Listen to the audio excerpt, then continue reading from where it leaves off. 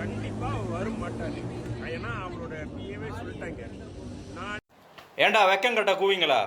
எனக்கு வாட்ஸ்அப் பண்ணி கெட்ட வார்த்தையில் பேசுகிறதோட போய் நினச்சி பாருங்க.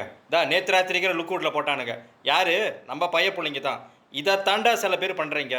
நீங்கள் பண்ணுற அநியாயத்தில் ஒட்டுமொத்த இந்திய பேரை கெட்டு போய் கிடக்குறதா? எடுத்தா உங்களை பற்றி பேசுனா அவன் யாரில்? அவன் தளபதி விஜய். அவன் உன்னோட ஃபேனு. வச்சுக்கோ, ஒன்றும் பிரச்சனை இல்லை. தூக்கி தள்ள வச்சுக்கோ, சாமி மேடையில் வச்சு மாலையை போடு. மாலையை போட்டு அங்கே ஒரு வெளி வை, பிரச்சனையே இல்லை. உங்கள் அம்மா அப்பா பிறந்த நாள் உங்களுக்கு தெரியுமாடா? உங்கள் அம்மா அப்பாவுக்கு எதாவது செஞ்சுருக்கீங்களாடா இவ்வளோ நாளா? இல்லை தமிழ் ஸ்கூல், அந்த கொண்டேனர் ஸ்கூலு, அத்தனை வருஷமாக நாங்கள் போய் ஃபைட் பண்ணிக்கிட்டு இருக்கோம். சில பேர் தான் வராங்க அதுக்கு. இப்போ தான் மனுஷன் கோபிந்த் சிங் செஞ்சுக்கிட்டு இருக்காங்க அந்த வேலையை. பாஜாங் ஸ்கூலில் இவ்வளோ நாள் வரைக்கும் பாடாங்கல்ல. தமிழ் ஸ்கூல் பிரச்சனை எதுக்கும் வந்துடாதீங்க. இடையில நம்ம பிள்ளைங்க 80 பிள்ளைங்க மெடல்ஸ் எடுத்துகிட்டு வந்தாங்க தைவான்லேருந்து. ரோபோட்டிக் எஸ்ஜே தி ரவாங். அங்கே போயிட்டு எல்லாம் போயிட்டு மாலை மரியாதை கொடுத்தீங்களாடா? ஏன்டா அவன் வந்து சம்பாரிச்சிட்டு ஒரு ராத்திரி சம்பாரிச்சுட்டு போயிட்டான். அவன் அரசியல் இன்டென்ஷனுக்காக வந்தான். அந்த கலர்லேயே நான் நேற்று காட்டினேன். அந்த ஸ்டேடியம் என்ன கலரு? அவனோட கட்சியோட கொடி கலரு.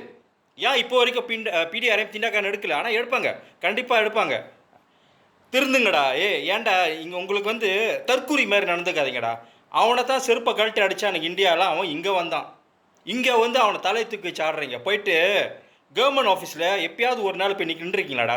உங்கள் தமிழ் ஸ்கூல் பிரச்சனைக்கு இவ்வளோ பிரச்சனை எடுத்தால் இந்தியர்கள் தான் ஏழை, மலேசியா கவர்மெண்ட் ஹெல்ப் பண்ணல. விளக்கணைங்களா? மனசை தொட்டி சொல்லுங்கடா. நீங்கள் என்னடா பண்ணிக்கிட்டு இருக்கீங்க? நம்ம ஏதாவது சொன்னால் வந்து கெட்ட வார்த்தையில் பேசுகிறீங்க. உலகத்தில் உள்ள கெட்ட வார்த்தைலாம் உங்களுக்கு எல்லாம் தெரியுது. உங்கள் அம்மா அப்பா அப்படி தான் கற்றுக் கொடுத்தாங்களாடா? யோசிங்கடா. எனக்கு வாட்ஸ்அப் அனுப்புறதோட ஒழுங்காக நல்ல வேலையை பாருங்கடா. சமுதாயம் சீர்கெடுத்து போயிட்டுருக்கடா உங்களாலடா.